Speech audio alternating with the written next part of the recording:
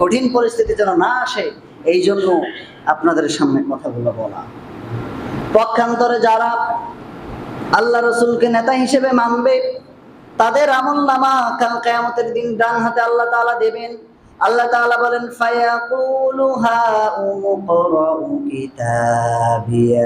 কোরআনুল কারীমে আল্লাহ তাআলা বলেন, কাল কিয়ামতের দিন ফাআম্মা মান উতিয়া কিতাবাহু বিয়ামিনিহি ফায়াকুলু হাউমু করাউ কিতাবিয়া। কিয়ামতের দিন আল্লাহ রাব্বুল আলামিন যেই ব্যক্তিদের আমলনামাগুলো ডান হাতের মধ্যে উঠে দিবেন, সেই ব্যক্তিরা আনন্দে উদ্বেলিত হয়ে যাবে, আনন্দে আত্মহারা হয়ে যাবে। তারা বলবে, ফায়াকুলু হাউমু ইকরাউ কিতাবিয়া, আমার আমলনামা সবাই পড়ো। তার কারণ রেজাল্ট ভালো হলে সবাই সবাইকে শোনায়, ঠিক কি না? রেজাল্ট ভালো হওয়ার সঙ্গে সঙ্গে তারা বলবেন যে আমার এই কিতাবগুলো আজকে তোমরা পড়ো, এই কিতাব আমি কি রকম সুন্দর ফলাফল আমরা আজকে পেয়েছি। সম্মানিত হাজিরিন, আল্লাহ তাআলা বলেন, উজুহু ইয়াউমাইদিন মুসফিরাতুন দাহিকাতুন মুস্তাবশিরা।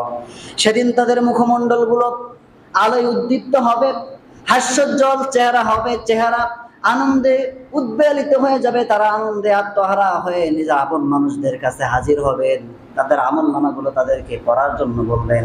পক্ষান্তরে যাদের আমলনামা বাম হাতে হবে, وَوُجُوهٌ يَوْمَئِذٍ عَلَيْهَا غَبَرَةٌ تَرْهَقُهَا قَتَرَةٌ أُولَئِكَ هُمُ الْكَفَرَةُ الْفَجَرَةُ।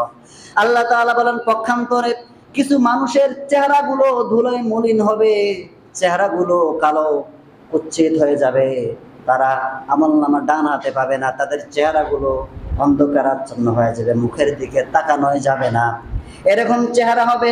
তার কারণ আল্লাহ তাআলা তার কারণ বলেন, উলাইকা হুমুল কাফারাতুল ফাজারা, তারা হচ্ছে সেই সব ব্যক্তি, তারা হচ্ছে কাফের, অস্বীকারী এবং পাপাচারী ব্যক্তি। জোরে বলি নাউযুবিল্লাহ।